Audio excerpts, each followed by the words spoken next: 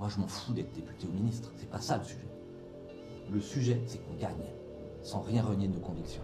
Un homme, même si Éric Zemmour, que je connais, qu'on connaît tous depuis une quinzaine d'années, et qui se mue en cet instant comme candidat à l'élection présidentielle avec un discours fondateur absolument extraordinaire. Parce que nous aimons la France, plus que tout au monde, et parce qu'il n'est plus question de transiger sur ce qui fait notre identité propre, tous ceux qui veulent aimer la France sont les bienvenus et sont considérés comme nos frères. Ah, Valérie Pécresse qui me dit mais non, tu peux pas être pour ça, et si tu veux rester vice-président et avoir des responsabilités importantes pour la suite, il faut ou tu t'excuses ou tu retires le tweet. Et je dis ah non, jamais. Si c'est pour mentir aux électeurs de droite, c'est pour leur faire croire une fois de plus qu'on est de droite en campagne pour aller se rallier à celui qui a fait tant de mal à la France, Emmanuel Macron, il en est hors de question. Je me dis ce jour-là, je dois avoir 10, 11, 12 ans, jamais je n'accepterai que mes parents soient contraints de baisser les yeux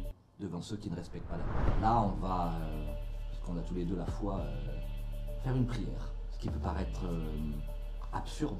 J'ai jamais dit ça, mais on dit un je vous salue Marie. La remigration, mais les gens vont être furieux, vous êtes fous, tout le monde est contre. Et non, quand on écoute toute la classe politique et tous les journalistes et tous les experts, tout le monde est contre. Et on découvre que 55% des Français et 80% des électeurs de droite sont pour. Donc c'est qu'on a bien raison. À un moment où c'est un peu flou, je me dis mais comment ça va finir? Moi j'ai pas envie de... On va y arriver un jour, on a raison. Les patriotes, l'union des droites, enfin tout ça on a raison et on n'y arrive pas. Et là, appel donc de la présidente de la République et Nicolas Sarkozy qui souhaite me rencontrer à l'Élysée. Et ça, je m'en souviendrai toute ma vie. Je conclue comme ça, si vos ennemis vous paraissent plus grands que vous, c'est parce qu'ils vous maintiennent à genoux. Alors je vous en conjure, levez-vous. Bonjour à tous, bienvenue sur VA+, pour une émission un peu exceptionnelle, déjà parce que nous recevons Guillaume Pelletier. Bonjour Guillaume. Bonjour. Le vice-président de Reconquête, soutien d'Éric Zemmour donc dans l'élection présidentielle, et puis aussi de manière plus anecdotique parce que c'est le premier tournage dans notre nouveau studio, le nouveau studio de VA+, qui est magnifique. Vous allez pouvoir l'observer pendant tout cet entretien, et j'en profite pour vous demander de vous abonner à notre nouvelle offre payante, qui est formidable. Vous trouverez des contenus exclusifs, évidemment c'est très important. Continuez à nous soutenir, c'est grâce à vous, grâce à votre soutien qu'on arrive à faire tout ça et qu'on arrive à faire du tournage dans aussi jolis studios. Alors, pardon, bonjour Guillaume. Très heureux de te recevoir aujourd'hui pour cet entretien. Un entretien un peu particulier pour moi en fait, parce que ça va être l'occasion de retracer 10-15 années de vie politique que j'ai suivie en fait depuis assez longtemps.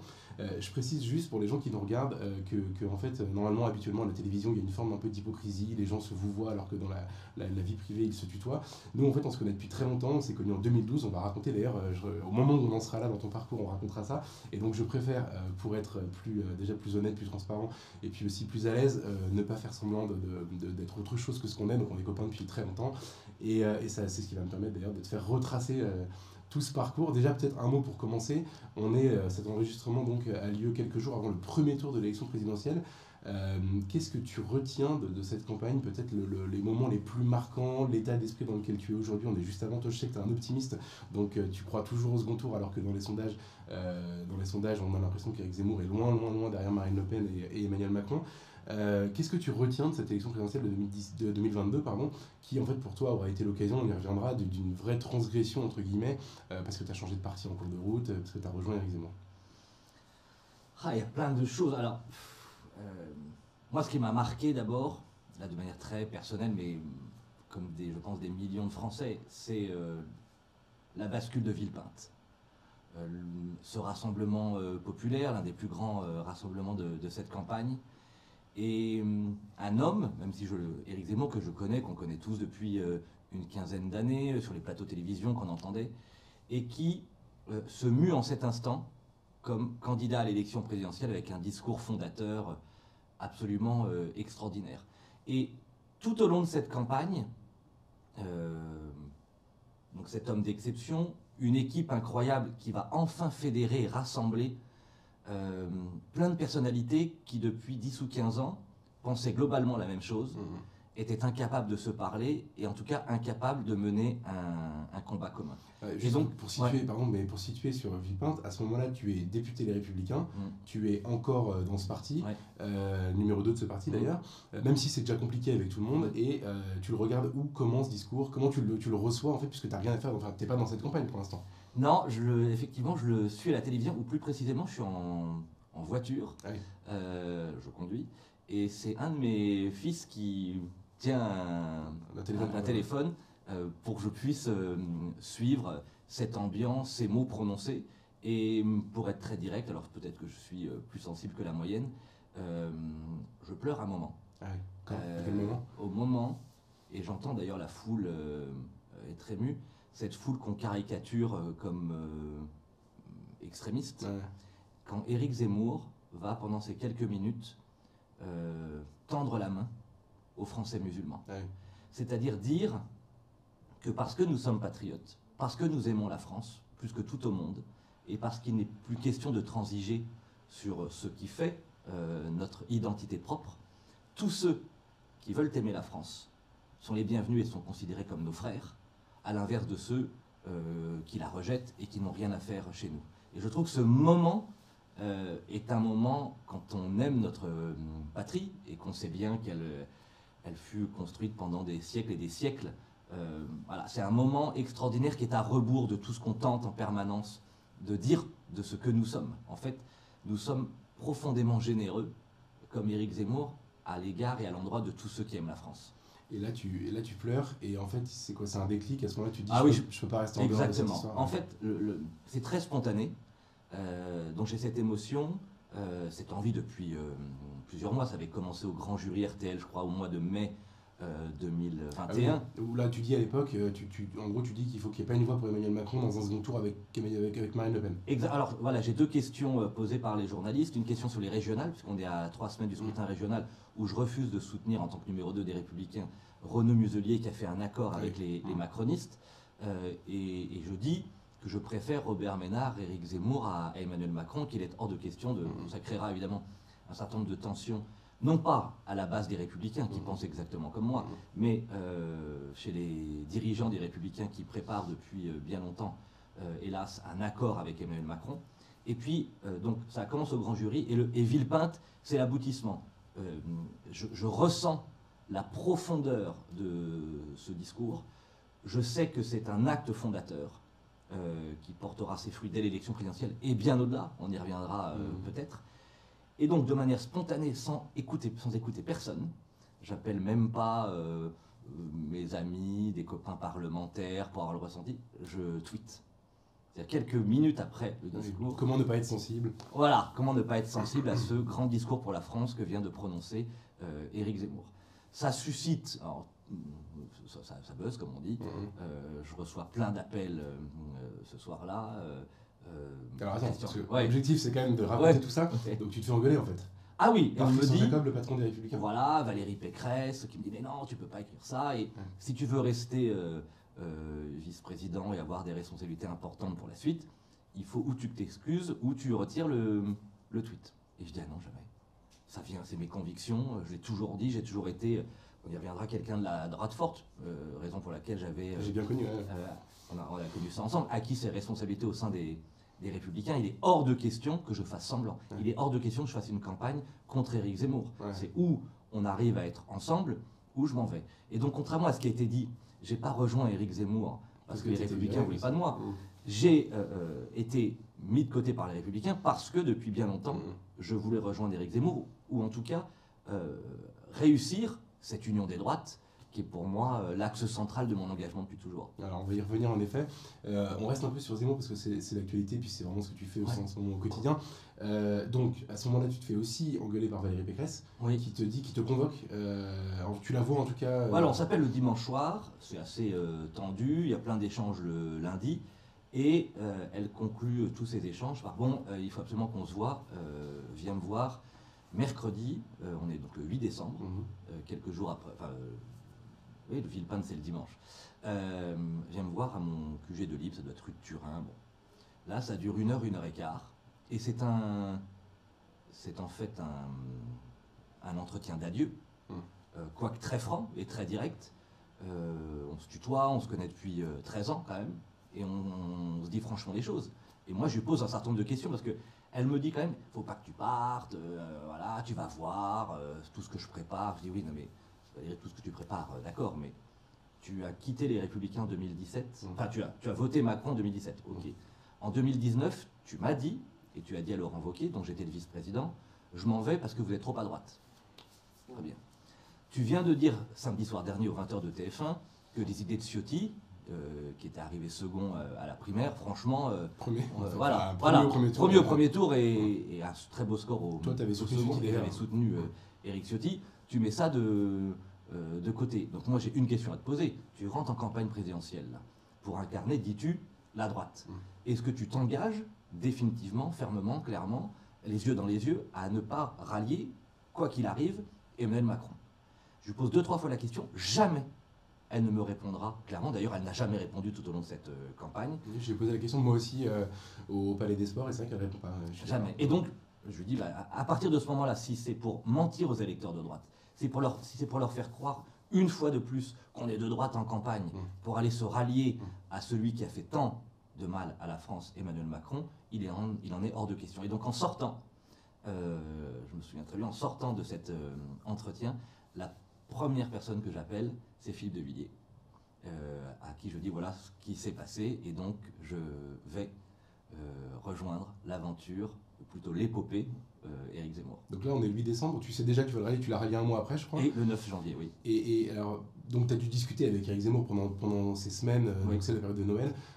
Mais ma question c'est, est-ce que tu savais depuis longtemps qu'il allait être candidat? Est-ce que tu parlais avec lui avant? En fait, c'est quoi ta relation avec Zemmour? Je sais qu'il y a 10 ans, quand on s'est connus, toi et moi, tu le connaissais déjà, tu faisais partie des gens qui le voyaient, etc. Alors, il voyait beaucoup de monde, mais tu faisais partie des gens qui l'aimaient bien. Ça s'est passé comment? Est-ce qu'il t'a associé un peu à la réflexion sur sa candidature? Oui, alors, personne ne le sait ça. La première rencontre avec Éric Zemmour, c'est des retrouvables sur Internet. On l'avait même oublié tous les deux. C'est 2006. Donc c'est vieux, hein, il y a 16 ans. Ah si, oh là là, ok. Oui, Je me rappelle très bien. exactement. Absolument. Et il est sympa avec toi. Voilà. J'arrive sur le plateau, j'ai donc 28 ou 29 ans. Ouais, t'es porte-parole de Villiers. Exactement. Je dirige la campagne de l'élection présidentielle. D'accord, ouais. Et tu remplaces Philippe parce qu'il est empêché à cause de ces histoires. Exactement. Et j'arrive sur ce plateau, qui est un plateau, on le sait, encore plus quand on n'a même pas 30 ans, assez mythique. C'est une des émissions pas très politique, mais enfin, dont on connaît la difficulté. Et puis à l'époque, il y avait un impact dingue. Un impact dingue. Et là, alors, il y a Laurent Ruquier, il y a 2 chroniqueurs, éditorialistes, dont Éric Zemmour. Et l'autre, ça doit être Michel Polac, non? Alors, est-ce que c'est peut-être Polac, oui. Ouais.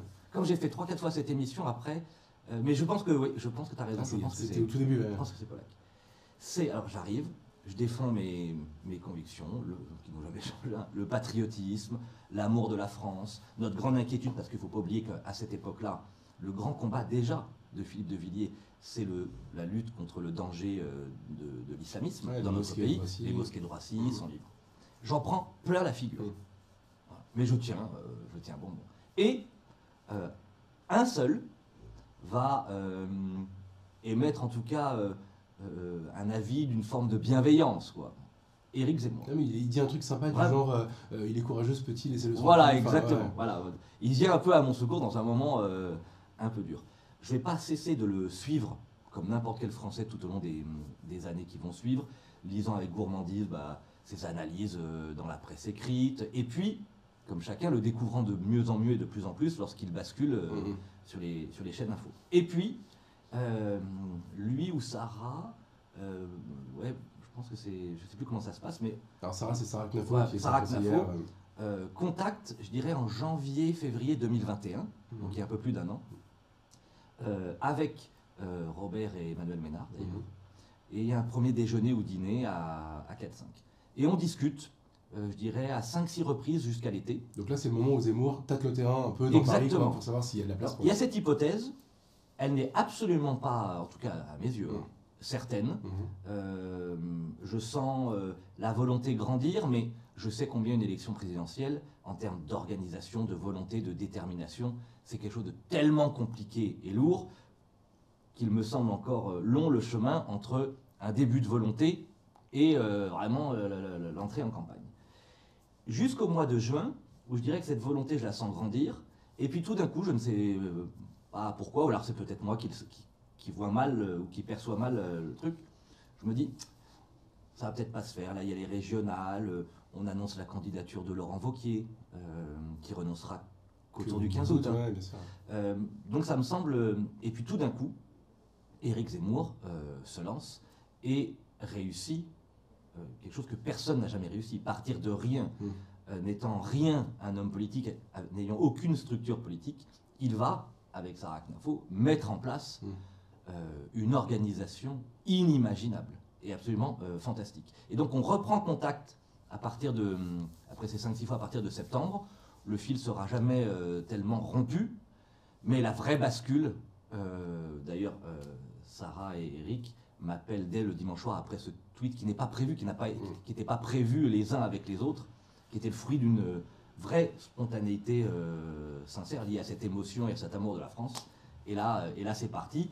C'est une fameuse semaine qui rentrera peut-être dans les livres d'histoire de cette campagne présidentielle, parce qu'on oublie, il y a Villepinte, et quelques jours après, il y a l'arrivée de Philippe de Villiers, en fin de semaine, en Arménie, et ensuite mon arrivée le 9 janvier. Et là, Villiers, parce que de toute façon, on va tout raconter, mais Villiers, c'est vraiment ton mentor, c'est celui qui t'a fait le plus longtemps de la politique, finalement. Oui.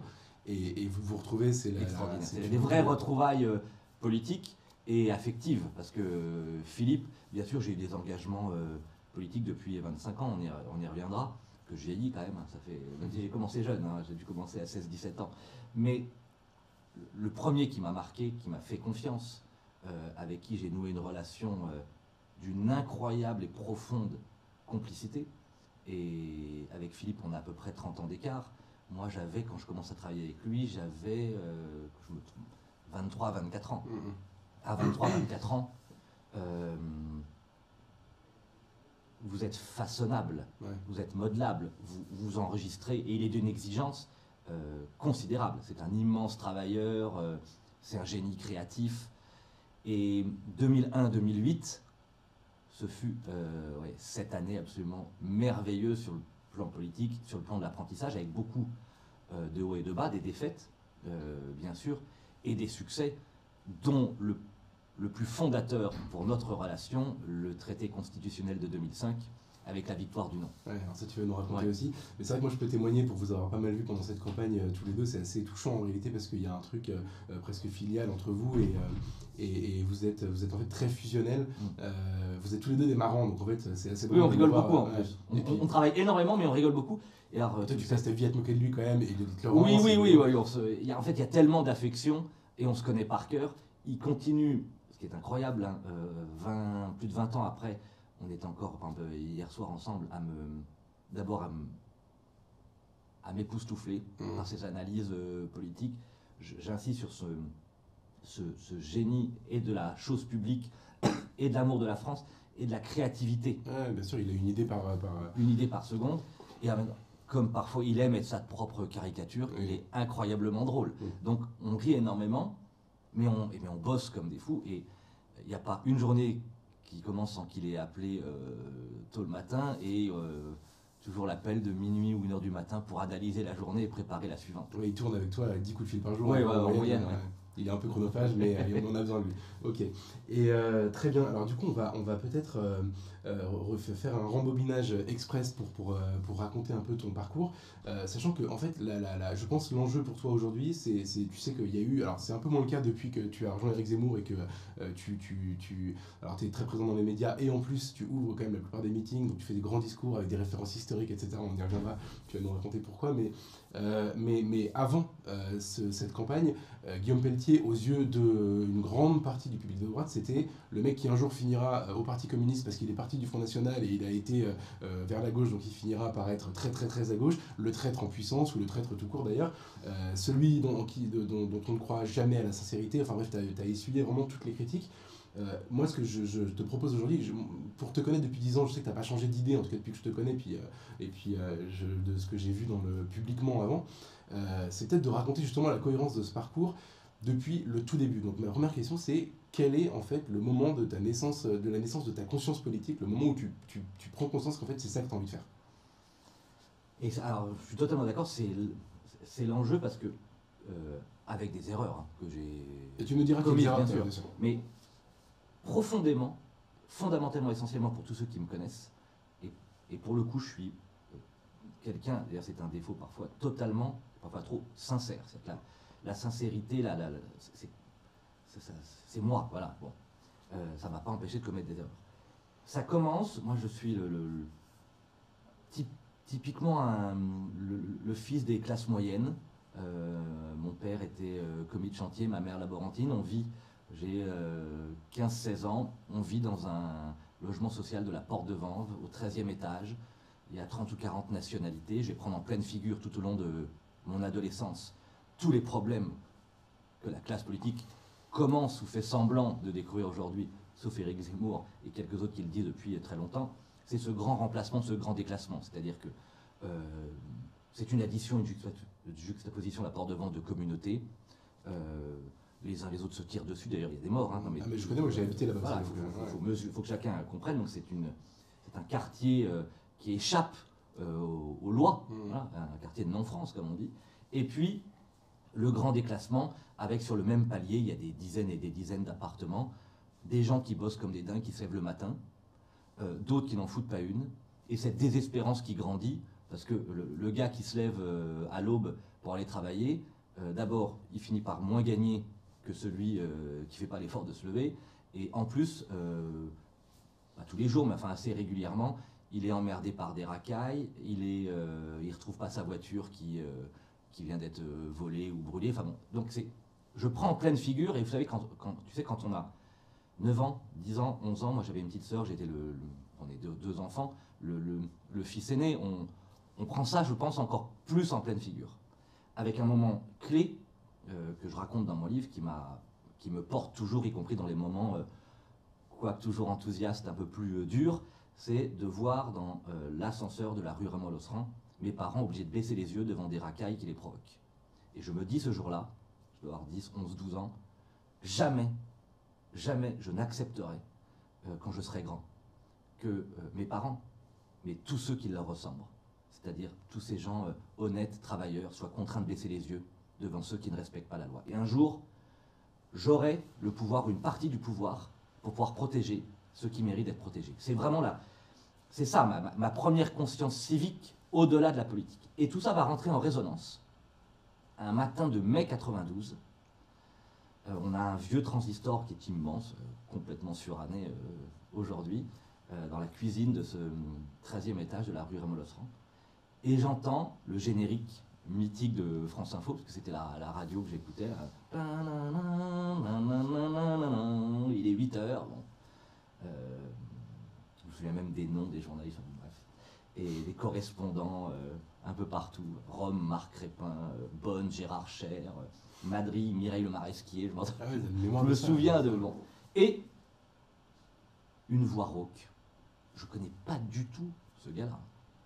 Tes parents parlent pas de politique chez toi, c'est pas un sujet? Très peu à ce moment-là. Il y a eu la maladie lourde de mon père, il y a eu le chômage. Donc c'est plutôt comment on est très heureux, il y a beaucoup d'amour, ouais. Mais il y a des difficultés et des souffrances. Mais par mon grand-père, si. Comme mes parents travaillaient énormément et ont connu des difficultés lourdes, mes grands-parents se sont beaucoup occupés de moi, et en particulier ma grand-mère en région parisienne et mes grands-parents de Sologne, voilà, qui explique tout ça. Ton ancrage aujourd'hui. On en reparlera peut-être. Et j'entends Philippe Séguin, qui fait une adresse incroyable, avec des mots qu'un petit gars de la Porte de Vanves comprend, sur un traité européen. J'ai 15 ans. Donc là, c'est son discours à l'Assemblée nationale, il avait parlé quasiment toute une nuit. Exactement. Un discours extrêmement long, ouais. Très fort sur, en gros, peuple français, vous êtes un peuple souverain. N'écoutez pas les élites qui tentent de dissoudre la France, et si vous aimez la France, alors il faut voter non au traité de Maastricht. Alors j'ai 15 ans, je ne peux pas voter, mais je me dis, ah oui, on est un peuple souverain, en fait, chaque individu est souverain, on est libre, et donc je vais commencer à m'intéresser vraiment à la politique en 1992. Alors, un peu moins 93-94, j'ai regardé avec gourmandise la fin du mitterrandisme, l'émergence de Philippe de Villiers en 94, les législatives de 93, je me souviens qu'il y a une vague bleue incroyable, enfin, je suis vraiment tout petit. Et puis arrive la première élection à laquelle je peux voter, l'élection présidentielle de 1995. Et là, deuxième résonance, je suis en hippocagne-cagne. Tous les copains là sont, je sais pas, ils sont à fond Balladur, qui pour moi, alors, j'ai rien contre lui, hein, mais j'ai 18 ans, je me dis, mais qu'est-ce que c'est que ça? C'est quoi cette politique? Alors le gars, on a l'impression qu'il est sur un mont perché, il comprend rien, ou en tout cas il ne parle pas du tout à la France populaire dont je suis. Bon. S'il faut rappeler, je pense que tout le monde n'a pas en tête ça, ouais. Mais en gros, Balladur à l'époque, c'est vraiment la droite libérale, ouais. Et disons un peu plus bourgeoise que celle de Chirac. Soutenue par tout le monde. Et oui, voilà, soutenue par toutes les élites, et donné vainqueur, en fait, même avant que l'élection ait eu lieu. C'est le fameux cirque, il n'y a rien à voir dans Séguin. Et Chirac, parce qu'aujourd'hui, on se dit... Ouais, pardon, je suis peut-être un peu déjà vieux. Hein. Pas du tout, non, c'est pas... Moi aussi, je suis vieux. C'est les gens qui nous regardent qui sont jeunes, c'est ça le problème. Donc, il faut qu'on s'adapte. Et Chirac, à l'époque, c'est pas le président qui n'a rien fait, c'est la droite populaire, justement. Exactement. Et il est d'ailleurs, c'est l'époque même, Facho Chirac, etc. Ah oui, il est considéré comme très à droite, trop à droite, maladroit, il tape le cul des vaches, il est à l'aise dans les fermes. C'est qui ce plouc? Mais moi, ce plouc présenté par le système médiatique, il me parle. Et donc, là, j'ai pas de responsabilité, hein, mais j'adhère à un mouvement étudiant qui s'appelle l'UNI, un syndicat étudiant. Moi aussi, j'ai fait ça. Tu connais bien, bien sûr. Et bon, c'est pas très glorieux, mais enfin, je colle partout des autocollants rouge et blanc, un peu partout pour Chirac. Et d'ailleurs, je fais un parallèle pour les très jeunes qui nous écoutent. Il faut savoir qu'il y avait 10 points d'écart, y compris dans la dernière semaine, entre Chirac et Balladur. Il faut être toujours très très prudent à l'égard des sondages, une semaine avant. Et se produit un truc étonnant au regard de la campagne, et Jacques Chirac est élu. Donc je pars avec quelques copains, je me souviens, près des Champs-Élysées. Je me demande son QG, ça doit être Avenue d'Iéna ou un truc. Ouais, c'est ça. Ouais. Donc on a les drapeaux, c'est l'euphorie, c'est une première victoire. On a l'impression quand on a 18 ans que c'est presque sa victoire, c'est-à-dire qu'on a participé à rien du tout à ce truc. Et là, parce qu'en fait c'est ça mon parcours, si on comprend bien en profondeur, j'ai le parcours d'un électeur de droite depuis 20 ans. C'est-à-dire que j'ai cru en Chirac en 95 et je me prends quelques semaines après l'immense claque Alain Juppé. Jacques Chirac qui a promis de s'en prendre aux puissants, aux comptables, aux banquiers, à la Commission de Bruxelles, d'écouter le peuple de France, d'être intraitable sur les questions d'immigration et de sécurité, dans le prolongement de ce que le RPR disait depuis si longtemps. Trahison. Il nomme Alain Juppé Premier ministre, et là ça va être une politique brutale, voilà. Et pas du tout à droite d'ailleurs. Ils vont tout abandonner sur l'identité, l'immigration et la sécurité. Ils vont nous faire 2-3 réformes médiocres. Et ils mettent la France dans la rue. Et ils mettent la France dans la rue, enfin bon, bref, affligeant. Et donc là... Et en fait là, c'est le moment où tu deviens un de ces gens qui quittent le RPR pour le Front National. Exact. Alors là, je me dis, mais c'est pas possible. Pourtant... Séguin 92, Chirac 95, bon ça... Alors Séguin écœuré d'ailleurs, il est complètement mis sur le côté. J'ai des convictions, mais qui pour les porter? Si c'est plus la droite dite parlementaire, j'y ai cru et ils ont déjà trahi. Et puis, avec une bande de copains, je découvre Jean-Marie Le Pen. Alors la première fois que tu vois Le Pen, est-ce que tu as un souvenir très marquant de Jean-Marie Le Pen quand tu le découvres, quand tu... Ouais. En fait, il y en a deux mêlés, alors je ne sais pas s'il y a quelques semaines d'écart. C'est une émission qui était mythique, c'est l'heure de vérité. Ah, donc toi tu fais partie des gens qui ont regardé cette émission. Okay. François-Henri de Virieux qui l'interroge. Et je découvre quelqu'un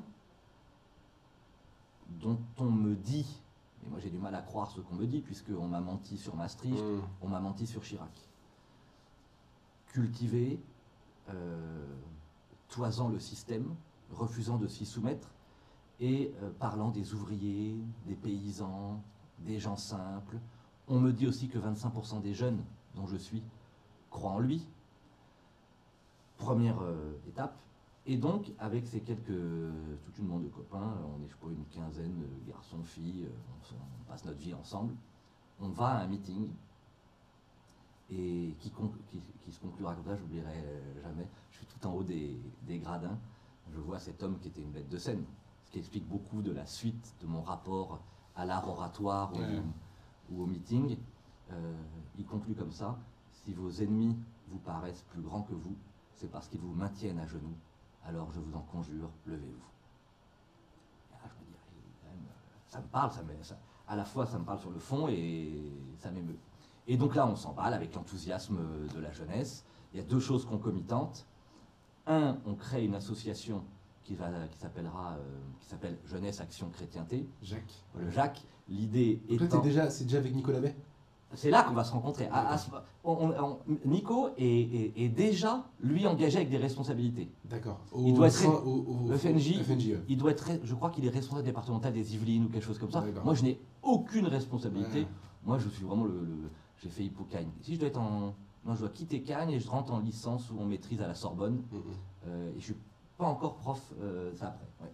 Alors, je vais. Non, mais il faut faire une parenthèse sur Nicolas, c'est ça qui est drôle. Ah, ouais. En fait, Nicolas Bay, pour ceux qui ne le connaissent pas, il est actuellement député européen. Il était au Rassemblement National jusqu'à il y a encore quelques semaines. Il a rejoint aussi Éric Zemmour pendant la campagne, donc c'est un des plus vieux copains, en fait, en tout cas en politique. Et alors, je témoigne là aussi, comme pour Villiers, que vous êtes super complices, que vous vous amusez beaucoup ensemble, etc. Et alors, ce qui est drôle, c'est que vous vous connaissez, donc t'as 18 ans à l'époque ? Ouais, c'est ça, 19, ouais. Et donc lui aussi, vous avez quasiment le même âge, je crois. Ouais. Et en fait, vos parcours vont se séparer, tu vas nous raconter, Maigret, etc.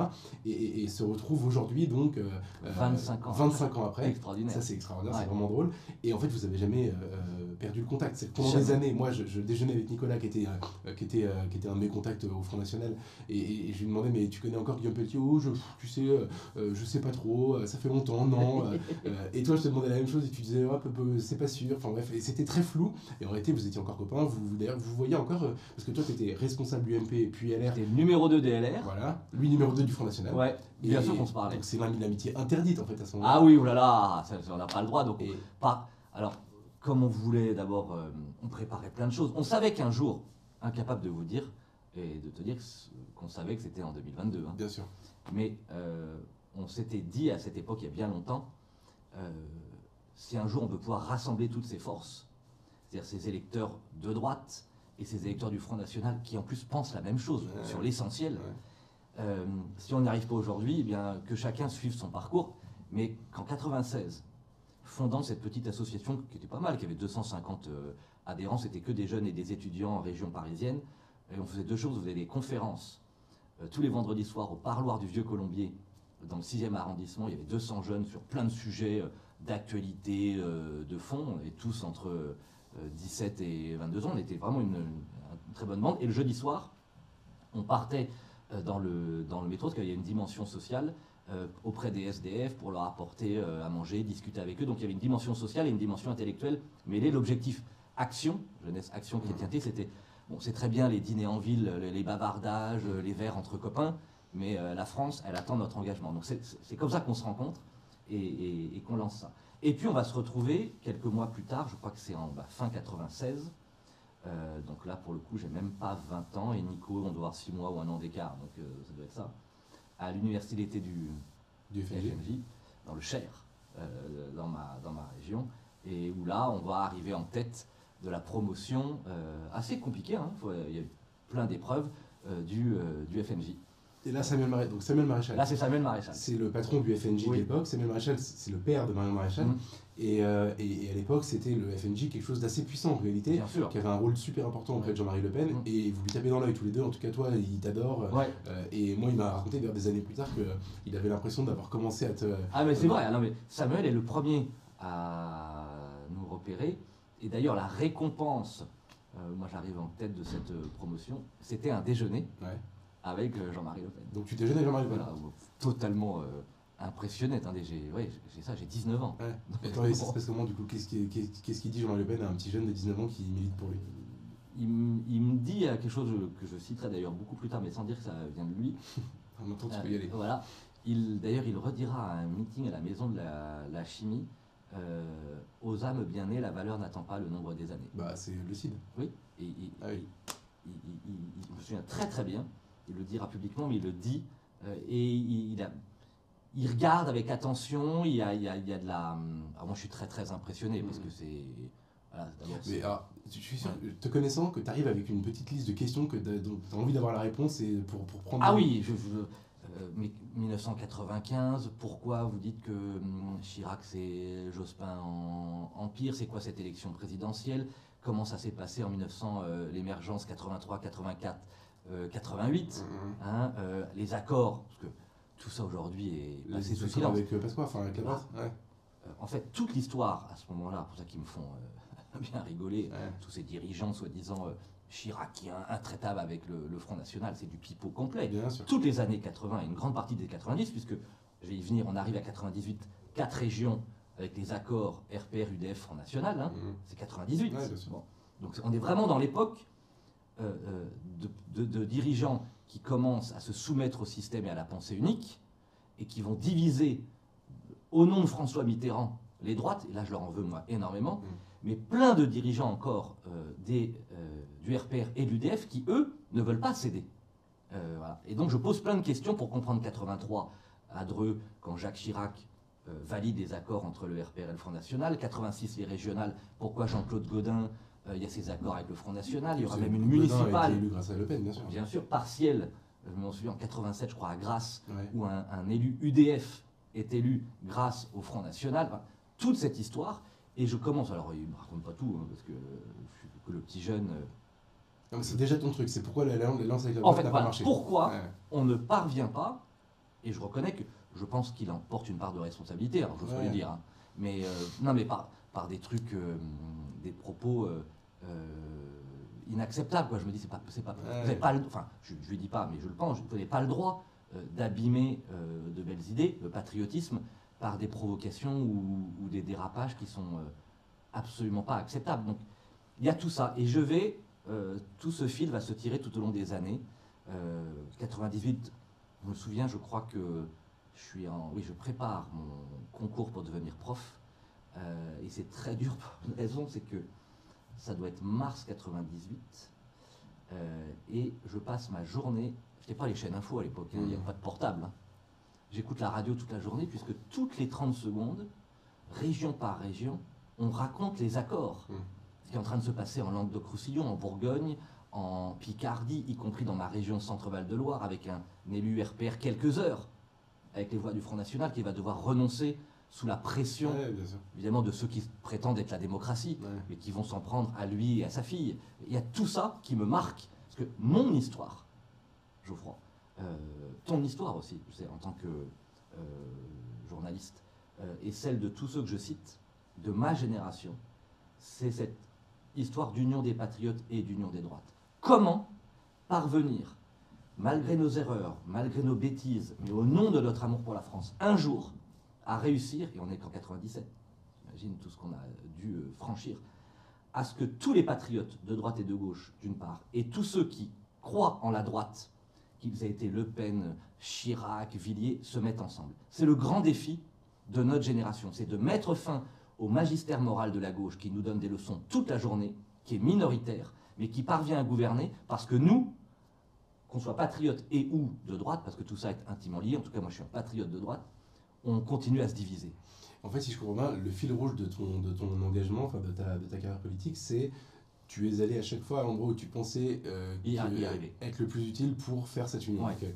Alors du coup, je me suis pas mal planté. Et non, mais faut que tu racontes tes erreurs, parce que juste, tu quittes le Front National assez peu de temps après. Oui, au moment de la scission, en réalité. Je suis militant, ils commencent à tous s'engueuler et se diviser. Je suis assez écœuré, franchement.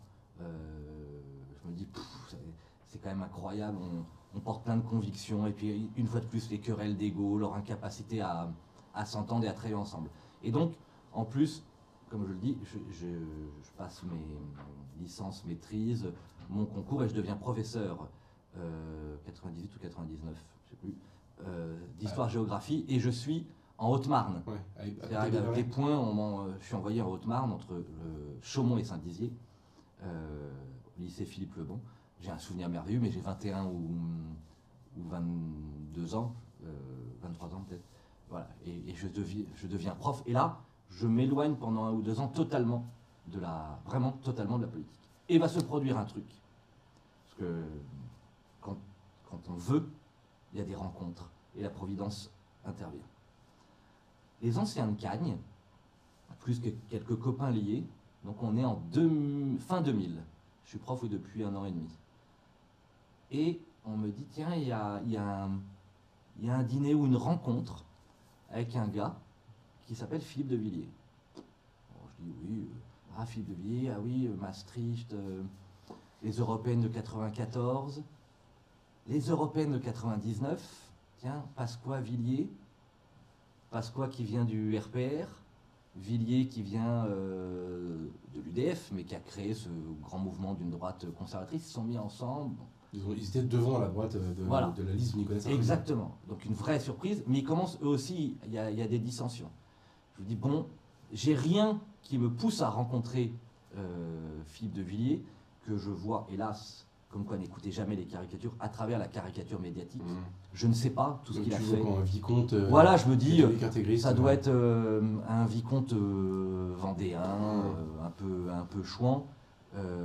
Erreur complète, j'ai honte de le dire, mais je suis franc, c'est l'image que j'en ai. Donc n'écoutez jamais. Non mais c'est vrai, c'est tellement important. Et c'est un coup de foudre. Il y a cette réunion, après il propose à quelques jeunes d'aller dîner. On est près du Luxembourg, et ça dure jusqu'à 2 h du matin. Et j'assiste non seulement à une pièce de théâtre hors du commun, c'est-à-dire que c'est un conteur. Ouais, il faut te mettre quand tu dîner avec un Philippe de Villiers en forme, c'est absolument incroyable. Tu t'en sors pas du tout indemne.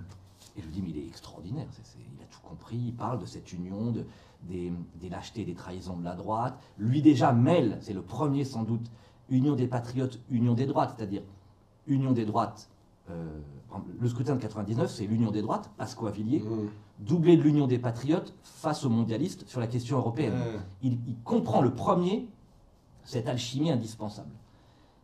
Et se produit un truc dingue, on discute, il me dit, bah, reviens me voir, quelques jours après je le revois, et il me dit, je vais reconstruire quelque chose par rapport à tout ce que j'ai tiré comme leçon, et si ça t'intéresse, que je sens que on peut faire ça ensemble. Je me dis, moi, je suis prof, ça veut dire quoi? Il me dit, mais t'as un test, tu me réunis 200 ou 300 jeunes dans une salle, t'as 1 mois, et si ça marche, après, tu viens avec moi. Et c'est je me souviens, c'est au musée, comment ça s'appelle, Lascaz, là, où je réunis le 30 mai 2001, ces jeunes, il y a une discussion, des gens, il dit, Banco, tu viens avec moi. Et là, on commence une aventure je ne savais pas du tout, de 8 années, absolument incroyable, avec plein de bas et de hauts, que je résume très vite. 2001, 2002, c'est très difficile, il y a des divisions avec Pasqua, il ne peut pas être candidat à la présidentielle. On met en place tout le parti pour les élections législatives de 2002, ça c'est plutôt une première réussite. Ensuite, en 2003, il me confie, alors que je suis très jeune, le secrétariat général. Donc déjà... En fait, c'est ça, il fait confiance à un mec de 22 ans. Voilà, exactement. C'est vrai que c'était étonnant. Les vieux marrons, ils ne sont pas très contents. Hein. Ça a toujours été mon problème, ça. Et puis, 2 étapes. 2004, on commence tout bas et on va réussir, il va réussir seul le scrutin des européennes de 2004. Ça, c'est incroyable. Et surtout, le 14 juillet 2004, Jacques Chirac annonce, lors de l'allocution présidentielle, l'organisation d'un référendum sur le traité, et là c'est une campagne. Là c'est Noël pour vous. Ah ouais, extraordinaire. Ton meilleur souvenir c'est 2005, c'est le référendum? Oui, ouais, de cette époque. Qu'est-ce qui est l'élément dont tu te rappelleras de cette campagne, le truc qui t'aura le plus marqué, c'est... le meeting du Palais des Sports du 21 mai 2005. Alors il faut que tu racontes cette histoire. Je le raconte très vite, on est en campagne. Pour les gens, le Palais des Sports c'est une salle qui fait en gros 5000 places, 4500, 5000 places. Et alors nous, Valeur, on l'a fait il y a 15 jours maintenant. Il y a un petit stress du remplissage, l'organisation, etc. Alors je crois que toi, tu as le même problème que nous, en fait, c'est que tu t'es posé la question, tu t'es demandé si ça allait pas être vide. Exactement. En fait, une campagne, ce que Villiers m'apprend à ce moment-là, et ce qui parle en moi, bien sûr que les stratégies, ça compte, mais c'est d'abord la locomotive des idées. Les idées, les convictions. Bon. Donc, il y a le sujet de la Turquie dans l'Europe. Mhm. Villiers incarne le nom à la Turquie dans l'Europe. Deuxième sujet, je viens à ta question, mais c'est très important pour comprendre le fil. Et ça, je crois que je ne l'ai pas tellement raconté. Philippe le raconte très bien et très gentiment, parce que c'est mon premier succès idéologique. Un soir de décembre. Ah, tu as parlé du premier polonais. Ouais. Non, mais ça, il faut que tu racontes. Ouais. Alors, encore une fois, les gens ne savent pas forcément, mais la campagne s'est jouée sur une expression. En tout cas, il y a énormément s'est joué là-dessus. C'est celle du plombier polonais. Ouais. En gros, le travailleur détaché qui vient avec les charges sociales du pays d'origine qui sont très basses, travailler en France, piquer le travail des Français. En gros, ça, c'est Villiers qui en parle, qui le sort. Et apparemment, c'est ton idée. C'est ça. Enfin, moi, c'est ce qu'il m'a dit en tout cas. Oui. Philippe, Comment en fait, t'inventes ça? ah bah, je te raconte, c'est un truc incroyable. C'est un vendredi. Je veux dire, enfin, je ne sais pas si c'est le 17 ou le 18 ou le 19, mais c'est un vendredi de décembre 2004. Philippe de Villiers m'appelle, comme 20 fois par jour, et me dit, Guillaume, il y a un truc là qu'on vient de découvrir au Parlement européen, j'y comprends rien, mais il dit, chien d'avalanche. Je sens qu'il y a un truc dingue, c'est la directive Bolkestein. Oui. Il m'envoie tout un truc, illisible, incompréhensible. Il me dit, je fais El Kabash dans 3 jours. Tu me trouves, tu me résumes, tu me trouves le truc pour qu'on explique ce que ça veut dire aux Français. Je lui fais des trucs, il me dit nul, nul, nul, le jour, la nuit. Et tout d'un coup, le samedi après-midi, je lui envoie, à l'époque, ça va faire ricaner, mais c'est des fax. Voilà. J'écris un truc et je raconte 2 histoires, en fait sur une page. L'histoire d'un architecte estonien et d'un plombier polonais qui quittent leur pays d'origine avec que tu inventes pour, que j'invente pour traduire pour que chacun comprenne le scandale de cette directive qui en fin de compte va tirer tous les salaires des Français vers le bas, qui va créer un dumping social et fiscal considérable, qui va être d'une injustice terrible pour les Français et pour d'ailleurs tous les pays du monde, hein, enfin tous les pays européens, un drame économique et social aux conséquences folles. Alors ceci dit, vous avez gagné le référendum, mais ça existe quand même. Hein. Ah mais c'est ça qui est un... Ouais. On y reviendra, le scandale, bafouer la démocratie, bafouer le peuple, voilà, c'est pour ça qu'il faut maintenant s'unir pour combattre tout ça. Et donc, Philippe de Villiers va raconter chez Jean-Pierre Elkabbach, en quelques minutes, l'histoire de ce plombier polonais qui quitte la banlieue de Varsovie, qui franchit les frontières, qui arrive en France, qui va prendre avec les charges de son pays d'origine les salaires des Français. Et ça va devenir un mythe de la campagne. Bah, c'est vraiment un mythe. Ce qui est marrant, c'est que Il y ça aura aurait des pu être- affiches Ouais. des offices de tourisme. Même. Ça va devenir un mythe, le plombier polonais. Et ça vient de nous. Et ça aurait pu être l'architecte estonien. Donc. Exactement. C'est drôle, c'est marrant. Et vraiment, hein, et plombier polonais, c'est venu de là. Et on continue à tirer cette campagne. Et la dernière étape, que je trouve juste, c'est que chacun comprenne que Philippe de Villiers est le leader du nom. Et pour ça, il faut organiser un grand événement. Un peu comme tu fais, comme d'autres. Et donc je lui dis, il y a une salle qui est libre, qui est grandiose, 5000 places, le Palais des Sports. Il me regarde, il me dit, non, c'est complètement, t'es trop jeune, c'est complètement à la masse. Et comme je suis un peu tenace, je viens l'emmerder tous les soirs, allez, allez. Et comme il fait confiance, parce que c'est son caractère, il dit, ok, vas-y. Là, on a 15 jours, on appelle les fédérations, on appelle tout le monde. Bon. Et on est donc le samedi 21 mai 2005. Le meeting est prévu à 15h, on a tout organisé, on espère que ça va marcher, c'est un stress monumental. À 15h15, il y a 700 personnes dans la salle, sur 5000 places. Et Philippe m'appelle. Toi, t'es dans les coulisses, tu Je suis vois. dans les coulisses avec, vous savez, les trucs qui on s'appelle les uns les autres, bon, il y a la sécurité. Tu vois le truc et tu pleures en fait. Ouais. Et Philippe me dit, alors, En plus, ça coûte super cher aussi. ça coûte hyper cher. C'est très important de faire réussir le candidat concert, Ouais. l'homme qu'on aime. Non, mais si tu mets 700 personnes dans la salle, c'est là où on parle. Et c'est là où il y a 92 journalistes Ouais. accrédités Ouais. qui sont là et qui sont en train de dire échec complet. Philippe m'appelle 15h15 et je lui dis, je vais vous dire, on sait toujours vous voyez, je vais vous dire la En vérité. fait, lui te tutoie, toi tu le vois. Ouais, depuis toujours. Ouais. Alors qu'on se connaît par cœur. Et je lui dis, je vais vous dire la vérité, c'est un échec, j'ai raté. Je reconnais, pourtant je comprends pas, on a tout bien organisé, ça devait venir de partout, j'avais senti l'enthousiasme, il y avait des inscrits, bon. Et il me dit, bon bah, c'est comme ça. Il m'engueule pas, mais je le sens défait et j'ai honte. J'ai honte. Là, on va, parce qu'on a tous les deux la foi, faire une prière. Donc au téléphone. Ouais, ce qui peut paraître absurde. Ouais, j'ai jamais dit ça, mais on dit un Je vous salue Marie. Et ça, c'est un moment extraordinaire. Et, parce qu'on a vraiment la foi, une foi particulière, très imparfaite. Hein. Ouais, un peu anticlérical dans son cas déjà. Voilà, on a beaucoup d'agacement, rebelle, mais la foi, ça compte. Le rapport au bon Dieu et à la Vierge Marie pour moi en particulier. Et se produit un miracle, mais vraiment, dans les 15 minutes qui suivent, les talkie-walkie commencent à je me souviens, Mathieu, Aurélien, Clémence, toute cette équipe extraordinaire. Et ça arrive, les métros sont pleins, c'est dingue. Il y a 5000 personnes dans la salle en 20 minutes. Il arrive des métros qui étaient un peu bloqués par d'autres événements. Et il y a 600 personnes dehors.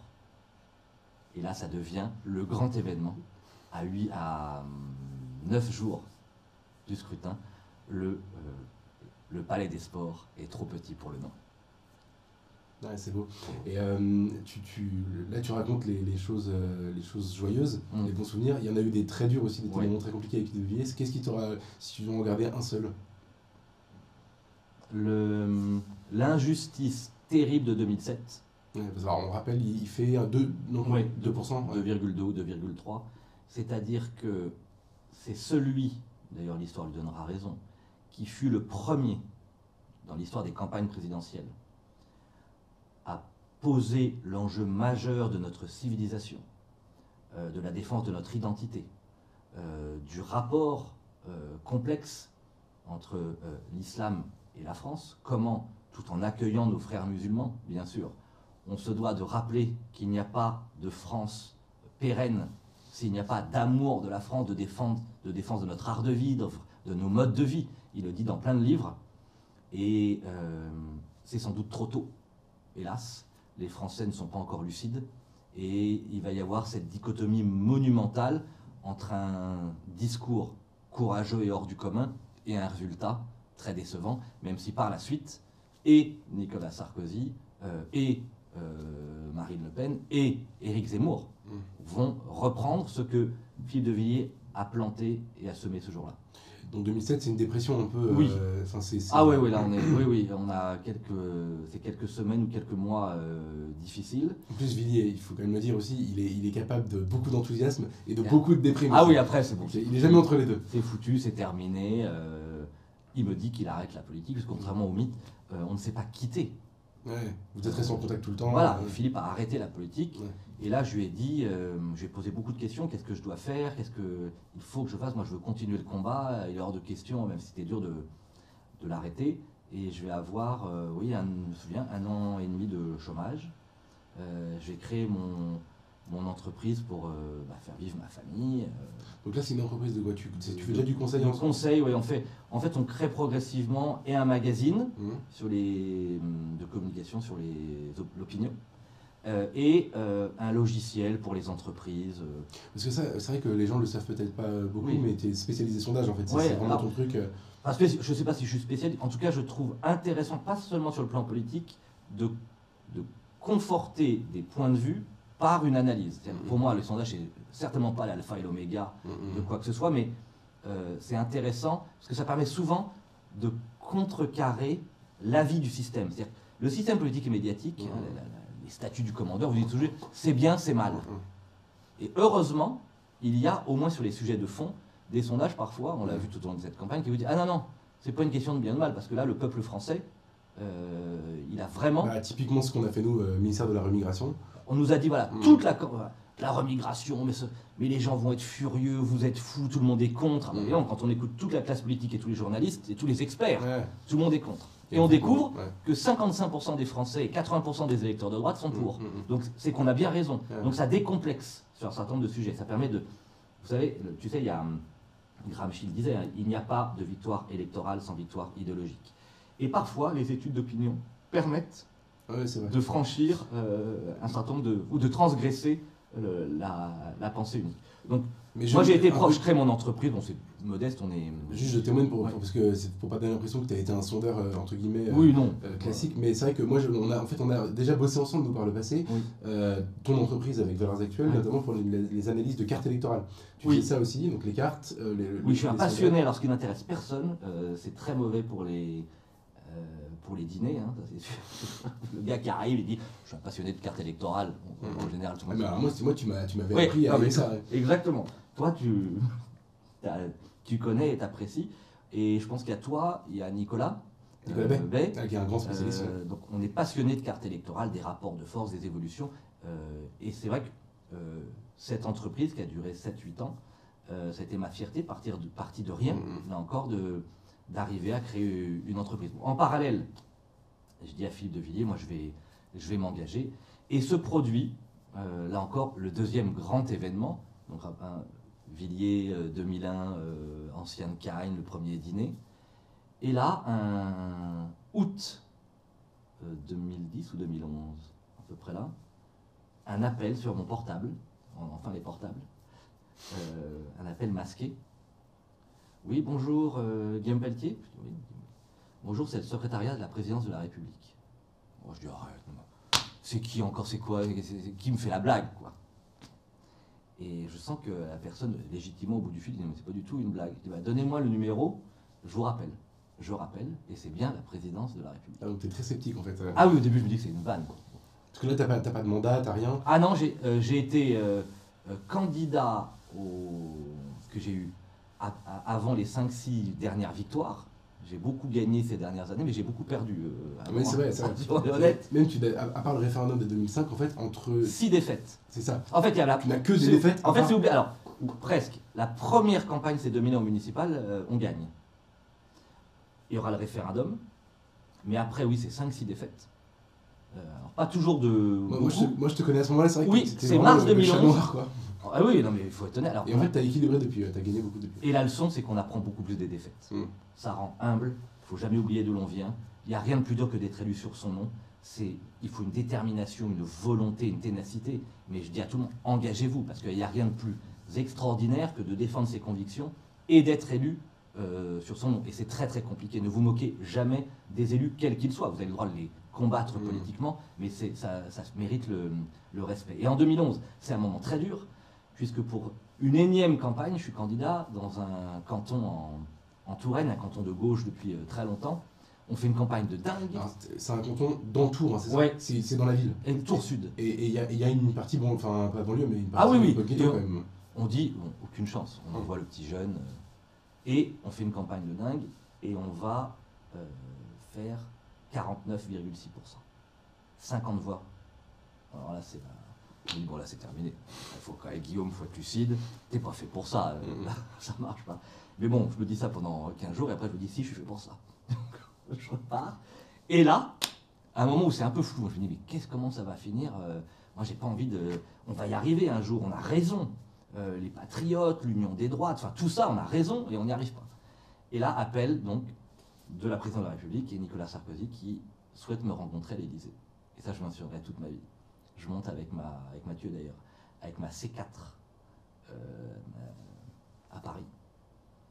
J'entends encore, mais c'est vrai. Parfois je suis un peu un enfant, mais parce que j'oublie jamais d'où je viens et tous ces souvenirs et toutes les épreuves de mon adolescence où j'entends encore là les pneus de la C4 crisser sur le gravier d'Élysée. Ouais, bien sûr. Vraiment. Un moment absolument extraordinaire. Et je rencontre... Dans une deuxième scène mémorable, après la rencontre avec Philippe de Villiers, je rencontre Nicolas Sarkozy. Mais alors qu'est-ce qu'il veut? Pourquoi il t'appelle à ce moment-là? Quel est le rapport? Pour le coup, cette histoire, je la connaissais pas, moi. Il prépare, on est donc septembre-octobre 2011, il prépare la campagne présidentielle de 2012. Qui veut faire alors une campagne assez à droite, Voilà. une belle campagne d'ailleurs. Une très belle campagne. Et, Et il me dit... mais qui lui a parlé de toi? C'est Villiers, c'est Buisson? Je pense que c'est un mélange de Hortefeux, Bertrand, Villiers, peut-être plein de gens. Ouais, Camille aussi, Pascal que je connais bien, Pascal, Henri conseiller Guénaud, de des gens que Sarkozy. j'avais croisés. Donc tu les connaissais tous un peu quand même déjà. Ouais. Croisés sur des plateaux de télévision. À part Philippe, j'avais pas de relation à ce moment-là nourrie et profonde avec eux, mais quand même. Okay. Brice, sans doute aussi. Lui, il te repère sur un plateau télé, je crois. Oui, voilà. Ouais. Quand t'es encore chez Villiers, oui. et il te dit... Il dit, mais viens chez nous. Ouais. Voilà. Oui, sans doute, ouais, Brice. ok. Il y a un peu tout ça mêlé. Et Sarkozy me dit un truc, bon ça dure 1 heure, alors, je parle 8 minutes sur les 60. Parce qu'il est incroyablement bavard, mais passionnant et fascinant. Il dégage une énergie, une force, une volonté, une puissance fantastique. C'est vrai qu'il est assez impressionnant, c'est même un des derniers mecs, enfin c'est un des derniers personnages, je trouve, à avoir une aura particulière. C'est d'accord. Très, très, très. Tu rentres dans une pièce, c'est pas pareil. Non, c'est pas pareil. Tu le vois. Il y a une présence physique, un charisme quasiment animal, quoi. Oui, exactement. Je suis d'accord. Vraiment ce qu'on appelle l'animal politique. Ça me marque absolument. Une volonté, une clarté. Il me dit voilà, je vais rentrer en campagne présidentielle, tu le dis à personne. Je veux incarner la réconciliation des deux France. Je prendrai 2 porte-paroles. L'une qui symbolise plutôt la France d'en haut, surdiplômée, qui va bien, Nathalie Kosciusko-Morizet, polytechnicienne. Et puis quelqu'un qui symbolise la France des classes moyennes, la France des provinces, la droite assumée. Et on m'a dit, et je t'ai regardé, dans les meetings, dans les émissions, tu as du talent à faire grandir. Donc voilà, vous serez mon duo de l'élection présidentielle. Donc là, on est en 2011, il le sait déjà. Il le sait déjà. Parce que maintenant, après, on te retrouve en fait. Et voilà, on me retrouve en décembre-janvier quand ça commence. Ouais, d'accord. Alors toi, donc tu t'es séduit évidemment par cette partie-là du bonhomme. Tu avais quand même des illusions Bien sûr. dans son quinquennat. J'imagine le traité de Lisbonne, toi qui avais fait la campagne pour rendre le nom à Maastricht, à la Constitution, c'est dur. Tu sais que son quinquennat est très décevant sur le Karcher, toutes ces choses-là, mais tu y vas quand même. Qu'est-ce qui, à ce moment-là, tu pour te une dis c'est le raison. seul ? Oui, je suis. D'abord, j'étais sceptique, là encore, on se trompe parfois. J'avais admiré son énergie sous Chirac, mais j'étais sceptique sur certains de ses propos. Je suis admiratif de sa campagne 2007. Oui, ça c'est bien sûr, ouais. Avec Philippe d'ailleurs, on en parle tous les soirs. Admiratif. Une énergie, une force, une capacité à briser les tabous hors du commun. C'est le premier d'ailleurs, il faut lui rendre. C'est le premier candidat présidentiel élu président de la République qui va briser tant de tabous du politiquement correct. Sur l'immigration, sur la question du communautarisme, Et il gagne en plus. de l'islam, et il gagne là-dessus. Et je comprends, moi en tout cas, de l'intérieur, en discutant, vraiment, c'est ma conviction, c'est pour ça que je veux l'aider et le défendre, que lui a voulu aller loin, en tout cas beaucoup plus loin, mais que jamais son gouvernement ou sa majorité, par frilosité, lâcheté, aveuglement, n'a voulu vraiment le suivre. Et qu'il a pris en pleine figure la crise mondiale, bancaire et financière, crise qu'il a occupée pendant presque 2 ans à temps plein, et qu'il n'a pas eu les relais nécessaires. Et d'ailleurs, c'est prouvé pendant la campagne de 2012, puisque, à quelques exceptions près, il est très rare de voir des ministres à qui Sarkozy a tout donné venir le défendre. Pour le défendre, bien sûr, il est un peu seul. Ouais, ce qui expliquera d'ailleurs beaucoup du lien qu'il a, par exemple, avec Mme Pécresse. Pourquoi Sarkozy ne soutient pas Valérie Pécresse, qui n'oublie pas que lui ayant tout donné, parce que c'est Sarkozy qui donne tout à Pécresse, elle ne lui a rien rendu. Et la loyauté, ça compte dans la vie. Alors moi j'ai été, je le répète, loyal, contrairement à ce qu'on dit, on peut caricaturer mon parcours. J'ai été loyal à Philippe de Villiers jusqu'à ce qu'il arrête, et ensuite je vais être loyal à Nicolas Sarkozy jusqu'à ce qu'il arrête. Alors moi je te découvre à Villepinte. Figure-toi déjà, Nicolas Sarkozy donc, fait son premier grand meeting de candidat, je crois qu'il annonce il fait sa déclaration de candidature, il fait un 20h de TF1 et le Figaro Magazine, et il est le dimanche à Villepinte devant 80 000 personnes. Enfin, c'est monstrueux ce meeting, où j'y étais, c'était vraiment dingue.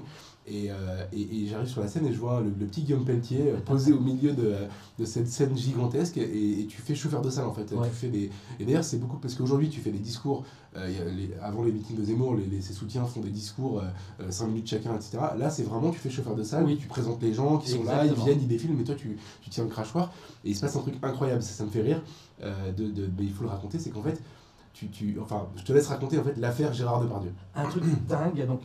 D'abord, pour bien comprendre, donc vous avez, donc là pour le coup j'ai vieilli, j'ai 35 ans. Ouais. Okay. Le vendredi soir, ou la veille au soir, Nicolas Sarkozy m'appelle et me dit je veux te récompenser, tu as été super dans ces premières semaines, parce que Villepinte c'est un peu tard de mémoire, mais il faudra vérifier. Voilà. D'abord tu pourras faire un petit mot toi-même de 2 minutes, et puis tu vas animer un peu le truc, il y a 80 000 personnes.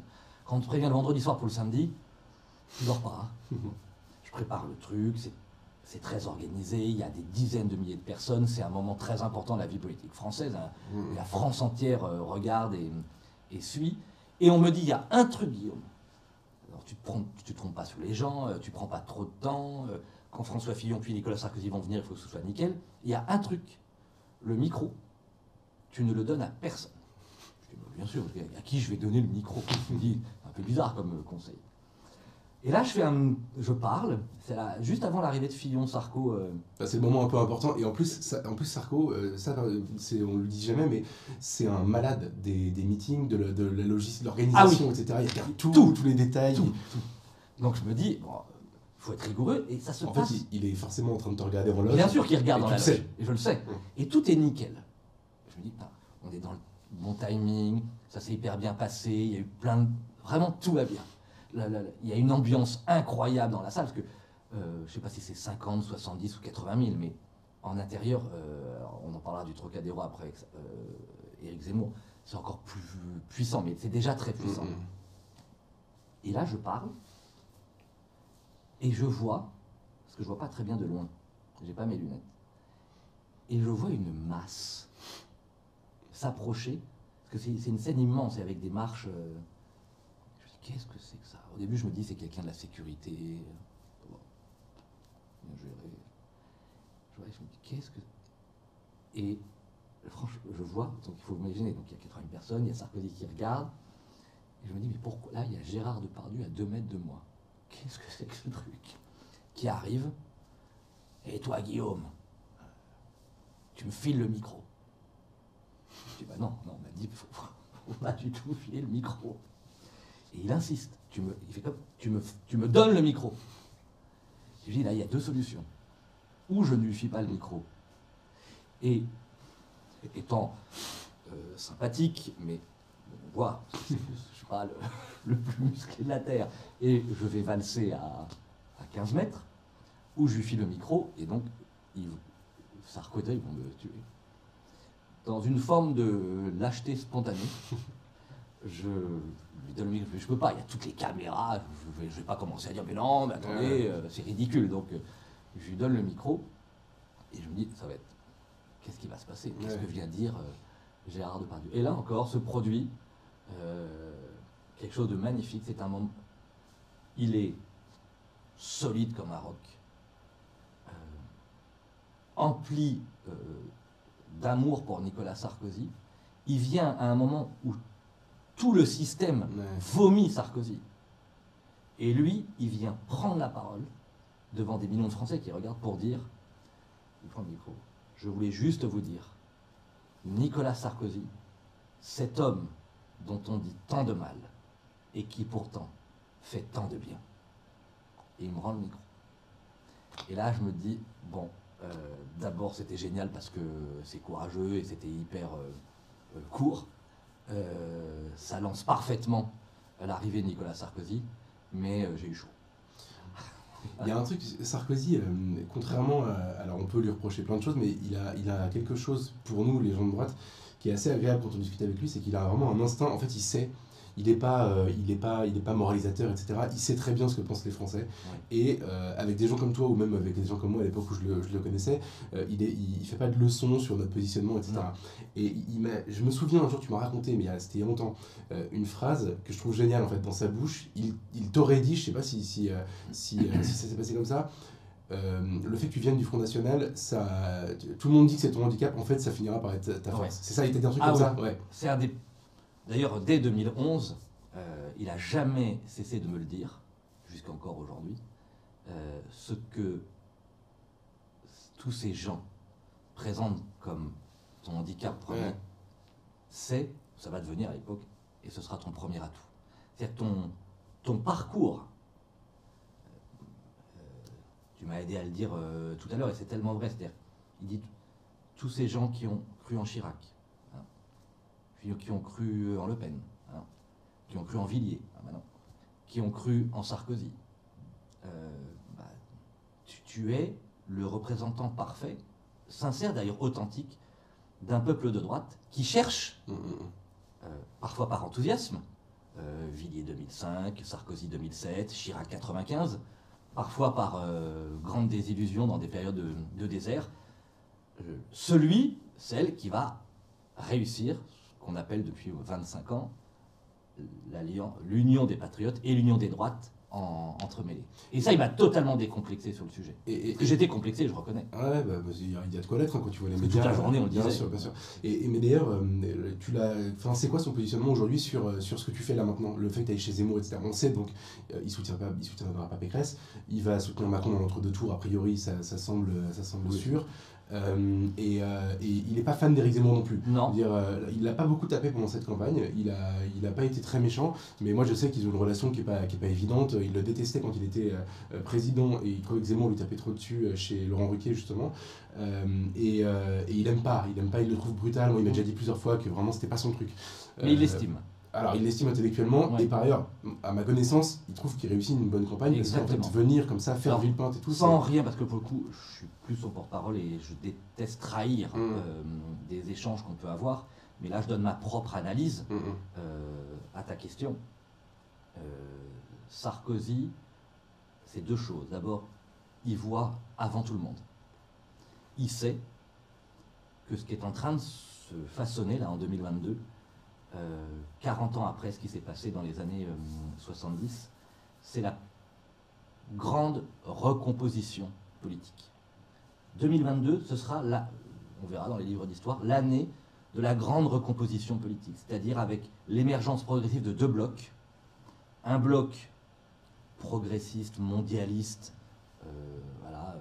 les dirigeants qui auront trahi de LR, François Bayrou, Édouard Philippe, Emmanuel Macron, Manuel Valls. Donc, je dirais le bloc des carriéristes. Ton ami Raffarin. Voilà, le bloc des carriéristes, c'est-à-dire que ceux qui ont des convictions qui varient au gré du vent, du temps, des modes, et qui considèrent au fond, pour aller vite, que la France est trop petite et que les Français, ça compte pas. Et puis, ce qu'on est en train de façonner, cette coalition, ce bloc, cette organisation, qui va devoir additionner l'union des droites et les patriotes. Voilà, et il y a d'un côté, il y a Marine Le Pen, il y a Éric Zemmour, et il y en a plein d'autres. Il faut qu'on arrive. Puis tu as des gens à droite, tes anciens camarades. Mais bien sûr, et c'est ça que j'admire profondément chez Éric Zemmour. C'est lui, le Français, juif, berbère, venu d'Algérie, qui ne connaissait rien à la politique du quotidien, même s'il est passionné par la politique, qui a posé cet acte fondateur de dire maintenant, ça suffit, ça fait 40 ans que vous êtes séparés, moi je vais vous réunir. Et Sarkozy m'a toujours dit donc ça. Ces blocs vont se constituer. Il t'a pas engueulé en fait du coup quand Oh non, pas du tout. Non, parce que deuxième chose, et je le comprends en 2012, le 6 mai 2012, le 7 mai 2012, pardon, parce que le 6 mai, rappelons-nous, il fait ce discours magnifique le soir de sa défaite. Tous les Français reconnaîtront qu'il est battu par François Hollande. Vous imaginez d'assez peu. De peu, en plus de ça. Tout ça parce que toute la journée, là encore, on a dit au peuple de droite, il n'y a aucune chance, 60-40. En fin de compte, c'est 48,5. Si le peuple de droite avait compris que c'était aussi serré, il y aurait peut-être eu une mobilisation. Donc, méfions-nous toujours de ces sondages d'intention de vote qui nous démobilisent ou nous démotivent et qui sont très, très régulièrement démentis. Et Sarkozy dit toujours, là, ce qu'il a fait lui-même, c'est simple. Un politicien, c'est quelqu'un qui suit la meute. Un homme politique qui devient homme d'État, c'est quelqu'un qui pose à rebours de toutes les modes un acte fondateur. Et il me l'explique dans la semaine du 7 mai 2012, puisque cette nuit de défaite, de peu, face à François Hollande, j'ai l'idée, dans le prolongement de la France forte, de déposer à l'INPI, en début d'après-midi le lundi, la marque, la droite forte, Génération Sarkozy, pour reprendre le flambeau du sarkozysme au sein de la droite, qui m'avait écœuré, puisque en gros, tous les électeurs de droite étaient à fond, et légitimement à fond pour Nicolas Sarkozy, et tous les ministres et les barons, on ne les avait pas beaucoup vus pour soutenir Nicolas Sarkozy. Et je me dis, je ne vais pas leur laisser la place, Ils détestent, ils ont Sarkozy, et voilà. Bon. Pour donner un élément de contexte sur l'époque, c'est là qu'on se connaît, c'est là qu'on se rencontre. Moi, je suis ta campagne aux législatives à Tours, c'est Valeurs Actuelles qui m'envoie là-bas. On passe une journée à se balader, donc je me souviens très bien, ça m'avait fait rire. On n'a pas beaucoup d'écart d'âge, et c'était la première fois que je connaissais quelqu'un je suis un peu plus jeune, mais que je voyais quelqu'un de ma génération, disons, qui faisait campagne comme ça, j'étais très impressionné. Et non, ce qui est marrant, c'est qu'en fait, toi, t'es quand même pas le dernier pour tous ceux qui te connaissent bien, et qui t'aiment bien d'ailleurs, disent que t'es quand même aussi un peu un filou. Et là, tu vas déposer cette marque, donc plus personne ne peut utiliser à part toi, et ça les fait hurler. Parce que ils savent à la fois que c'est hyper porteur. En fait, il y a un enjeu, c'est un congrès qui s'organise à l'époque. Pour novembre. Il y a la bataille Copé-Fillon, dont tout le monde se souvient. Et en fait, il y a une autre bataille qui est un peu sous les radars, c'est la bataille des motions, pour savoir qui représente quelque chose, quels sont les courants de la droite. Et en fait, toi, tu arrives, alors que tu es donc porte-parole de Sarko, mais en fait, fondamentalement, 6 mois avant, tu n'étais personne, enfin, tu n'étais pas connu, avec cette marque. Et eux, ils avaient tous décidé, premièrement, de se répartir les postes, et deuxièmement, d'enterrer Sarkozy. Voilà. Et tu fais, en fait, capoter leur plan. Voilà. Et là, tout le monde, enfin, en tout cas, dans les barons de l'UMP, te détestent. Ah oui. Raffarin te déteste. Ah oui. Des mots d'une violence. Je suis convoqué en bureau politique. Et le seul qui me dit, mais tu continues. C'est tes convictions. Il faut bien comprendre. Parce que tout ce qu'on est en train de se dire, même si là encore, on l'a bien compris, j'ai parfois été déçu et parfois commis des erreurs. Mais depuis 25 ans, je veux qu'on sauve la France en alliant les patriotes et tous les gens de droite, parce qu'il faut que chacun comprenne que si on n'y arrive pas, l'immigration, l'islam, l'insécurité, les impôts, la France, moi je suis un amoureux de la France. Ça paraît naïf, peut-être pour certains très bisounours, je suis un amoureux de la France. J'ai envie de lui rendre ce qu'elle m'a donné, et j'ai envie que mes enfants vivent dans un pays où il fait bon vivre, et qu'on a tout pour bien vivre, mais qu'une classe politique affligeante est en train, par lâcheté, de la détruire. Et donc, oui, bien sûr, avec parfois des stratégies filoutes comme celle que tu évoques. Que tu as d'ailleurs apprise en partie chez Philippe, qui est bien pas sûr, le dernier non plus. Bien sûr. Philippe, Sarkozy, voilà, il faut parfois quand même utiliser des ruses stratégiques, sinon on n'y arrive pas. Bon. Et on dépose, c'est des hurlements, c'est une campagne qui va durer 5 mois, on n'a aucun moyen, je prends ma voiture, je fais 46 000 km en voiture, je fais le tour de toutes les fédérations. Sur les 320 parlementaires, il y en a que 18 qui nous soutiennent, tous les autres soutiennent. Alors, Wauquiez qui est à la droite sociale, Raffarin, Michel Alliot-Marie, toute une bande de jeunes qu'on envoie contre nous, pour les idées en boîte, la boîte à idées. La boîte à idées. Voilà, bon, avec le futur McKinsey, Maël de Calan, soutenu par Alain Juppé et tous les ponts, etc. Et on dit, bon, tant mieux, au moins, Pelletier et ses amis, ils vont être marginalisés. Et on fait une telle campagne, avec Geoffroy Didier. Avec Geoffroy Didier, avec qui je rencontre à ce moment-là. Exactement, on fait une telle campagne qu'à la surprise générale, on fait 30% des voix, première motion. Deuxième motion, Wauquiez 20. Troisième, Raffarin 18. Il y a même une liste de Thierry Mariani, la droite populaire, qui fait 10. Je me rappelle.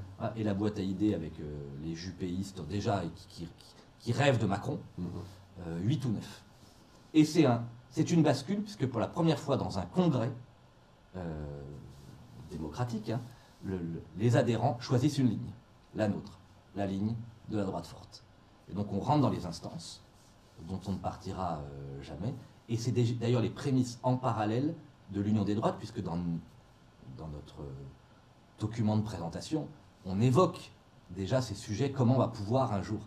Et là, il y a un phénomène très parallèle auquel je ne participe pas du tout, mais que j'ai regardé, d'ailleurs, je t'en parle souvent, très régulièrement, c'est au même moment l'élection de Marion Maréchal, comme plus jeune député de France, à l'Assemblée nationale. Et ça rentre en résonance, pourquoi? Donc, droite forte, Pelletier, on a gagné les élections internes, les barons centristes sont furieux. Et Marion Maréchal est élue à l'Assemblée nationale, et premier truc affligeant, Henri Guénaud, classe et élégant comme à son habitude, accepte de lui parler, de lui serrer la main lors de ses premiers pas à l'Assemblée, lors du premier vote solennel. C'est l'élection, je crois, du président de l'Assemblée. Et en fait, comme c'est la plus jeune, elle tient l'urne. Exactement. Et tous les députés passent. Voilà. Et il y a ceux qui lui disent bonjour, ils sont quelques-uns. Et ceux qui lui disent pas bonjour, c'est tous les autres. Et tu te dis, mais elle est députée du peuple, légitimement élue, c'est une jeune femme. Alors là, le machisme, l'intolérance, ah non, là on n'entend jamais ça. Et je me dis, c'est pas possible. Il y a deux choses parallèles qui sont en train de... Et je te le dis, d'ailleurs, un jour, on est en 2012, hein, j'espère qu'on pourra réconcilier les droites et les patriotes ensemble. Et bien 10 ans après. Et c'est vrai que c'est drôle parce que moi je suis très copain avec elle, donc je le dis pour ceux qui ne savent pas, et avec toi aussi. Et en fait j'entends parler des deux côtés, de l'un de l'autre. Ça me fait marrer de vous voir aujourd'hui ensemble, assis autour de la table et puis préparer l'avenir évidemment. Et alors là on va peut-être, parce qu'il y a quand même une sorte de presque de traversée du désert. Alors pourtant, en 2017, tu es élu député, les choses se passent plutôt bien pour toi, mais en fait, tu fais, par exemple, la campagne de François Fillon, tu es complètement absent. Ça, c'est vraiment pas ta droite. C'est baladure pour toi, en fait. C'est la ligne de baladure. Exactement. Je me sens. En fait, il y a deux choses. C'est que Sarkozy me dit, et Jean-Louis Borloo d'ailleurs, très légitimement, au lendemain de cette victoire 2012-2013 de la droite forte, il y a un boulevard, Guillaume, mais il y a une condition. C'est que toutes tes convictions, tout ce en quoi tu crois, il va falloir que tu ailles le confronter au moins pour un temps avec le réel. C'est-à-dire, essaye, tu vas voir, c'est dur, et tu apprendras beaucoup de choses de te faire élire sur ton nom.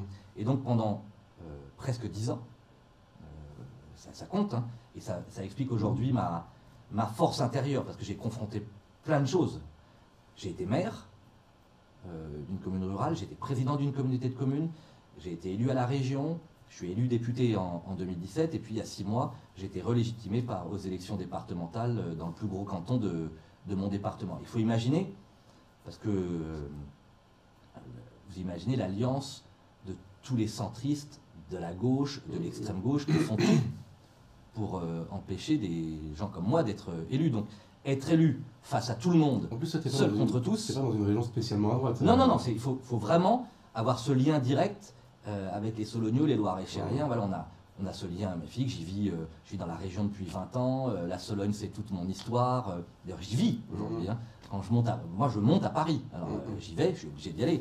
Mais je suis heureux, et tu le sais très bien, chez moi en Sologne, au milieu des bois, des étangs. Et je pense que les Loiret-Chériens me font confiance parce qu'ils sentent, même s'ils ne sont pas forcément toujours d'accord avec moi, que je suis profondément amoureux de notre terre et que je suis un homme de conviction, voilà, et qui ne veulent pas donner tous ces pouvoirs à Emmanuel Macron qu'eux rejettent. Voilà. Alors, donc il y a vraiment ça, effectivement, il y a une parenthèse extraordinaire, parce que je reviens en politique nationale vraiment en 2019 en étant élu numéro 2 du parti, mais surtout dans cette campagne présidentielle avec Éric Zemmour.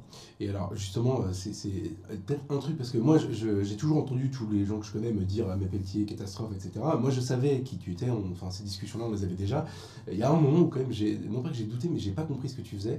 C'est le moment où tu as commencé à, alors c'est des gens très respectables par ailleurs, mais à dire beaucoup de bien de Xavier Bertrand comme si c'était un peu ta solution pour sauver la France. À t'allier régulièrement avec des gens comme Damien Abad, Aurélien Pradier. C'est pareil, je les aime beaucoup, ils sont très sympathiques, mais c'est vraiment l'aile gauche des Républicains. Abad, il vient du centre, il était avec Hervé Morin pendant longtemps.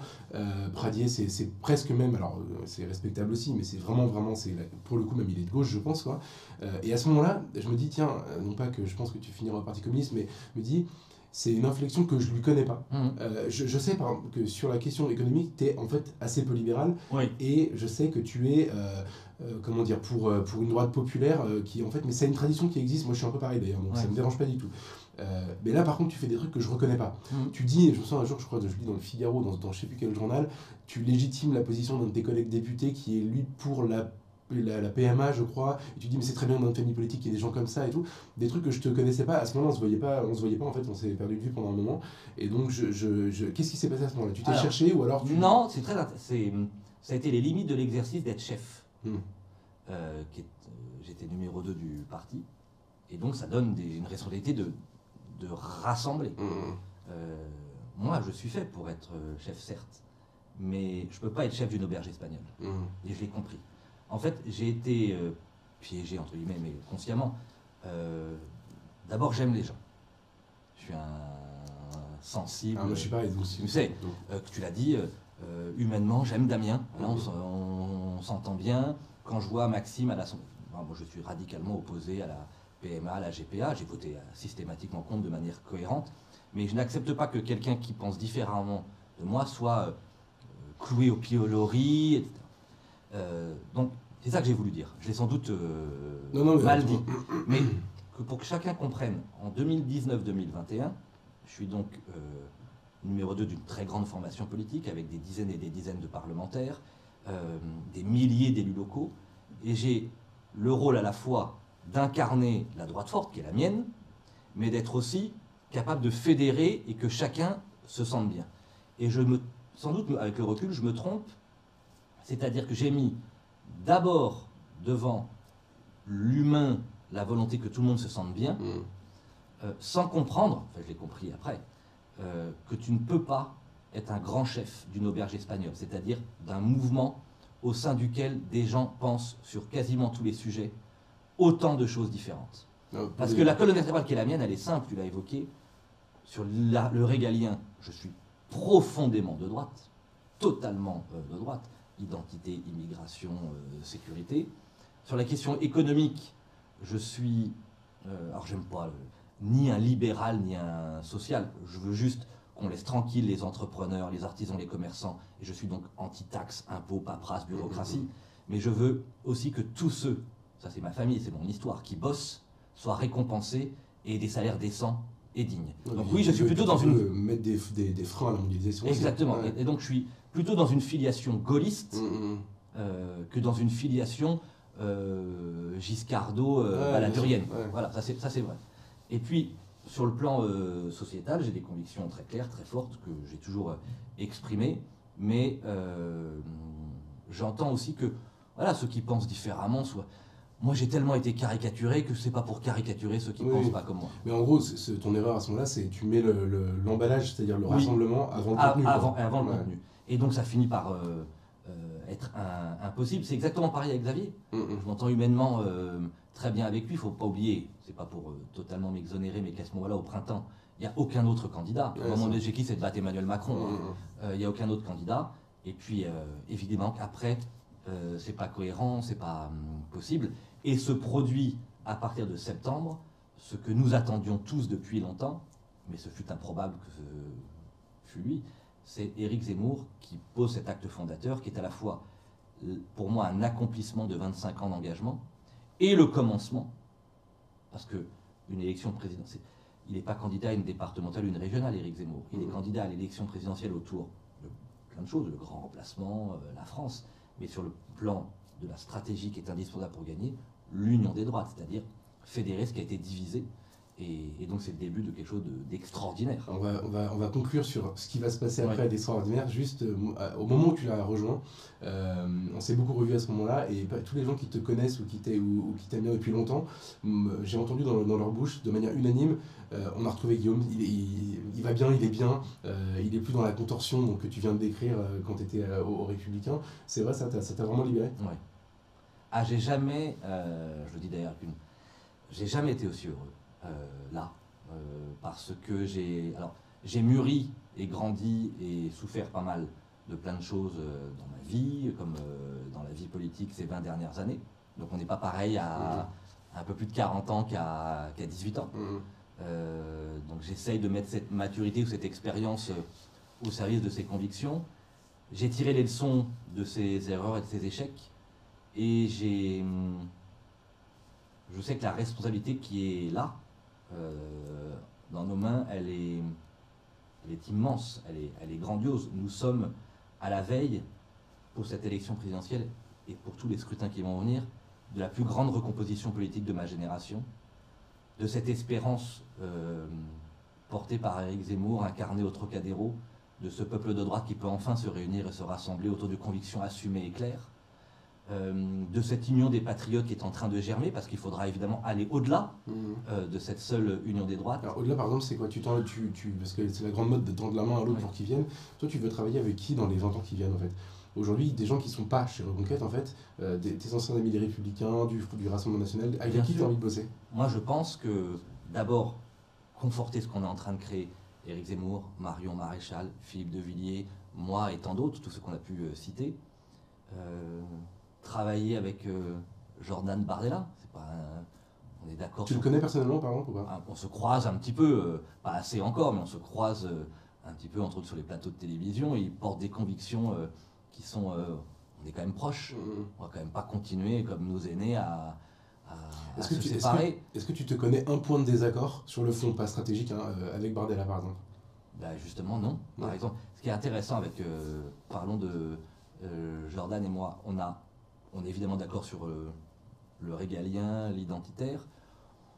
On a en plus, je pense, plutôt, compte tenu de nos histoires personnelles, plutôt cette dimension sociale sur le plan économique. Peut-être que sur les questions sociétales, on a des divergences. Je ne le connais pas assez. Peut-être que c'est Je crois même pas. Mais même pas sûr. Ouais. Et c'est sans doute à l'un et à l'autre, aux uns et aux autres, de savoir s'écouter. C'est-à-dire que lui ne commette pas l'erreur de mépriser l'union des droites, qui est indispensable, remettre ensemble des millions de Français qui ont été divisés pendant 40 ans, et que moi, nous, on ne commette pas l'erreur de négliger l'union des patriotes, parce qu'il y a aussi des Français qui ne se considèrent pas de droite, ou qui sont très éloignés de la politique, et qui aiment la France plus que tout. Et donc je pense que si on est capable, RN, Reconquête, LR, je pense à Nadine Morano, je pense à Éric Ciotti, je pense à François Xavier, je pense à plein de gens, et peut-être même ailleurs, quand j'entends un ancien UDI comme Yves Gégaud sur des plateaux de télévision dire des choses, par exemple, et pourtant Dieu sait qu'on a, je pense, des divergences, mais il dit des choses très courageuses aujourd'hui. Bien sûr, je suis d'accord, moi je le connais bien, c'est vrai qu'il est très courageux, et en fait il est beaucoup plus à droite que ce qu'on croit. Mais voilà, et donc il y a plein de gens qui vont se découvrir. Et au fond, si vous êtes de droite et ou patriote, en général c'est lié, même s'il y a des gens de droite qui ne sont pas patriotes, et il y a des patriotes qui ne sont pas de droite. Mais si vous portez ça, si vous avez envie, parce que c'est ça le sujet, c'est pas nos carrières. Moi j'aurais pu très bien rester chez LR tranquillement, être élu tranquillement député, avoir... Moi je m'en fous d'être député ou ministre, c'est pas ça le sujet. Le sujet c'est qu'on gagne, sans rien renier de nos convictions. Et on est à la veille, ou à l'avant-veille, parce que c'est là, de gagner pour sauver la France. Ça veut dire quelque chose pour une génération et pour pouvoir se regarder, pas dans la glace, soi-même, et accepter le regard fier de ses enfants et de ses petits-enfants. Voilà, moi, je me serais levé le matin, j'aurais sacrifié beaucoup de choses tout au long de ma vie, j'aurais pas tout réussi, mais j'aurais combattu pour que la patrie qu'on nous a léguée, nous on la transmette à nos enfants.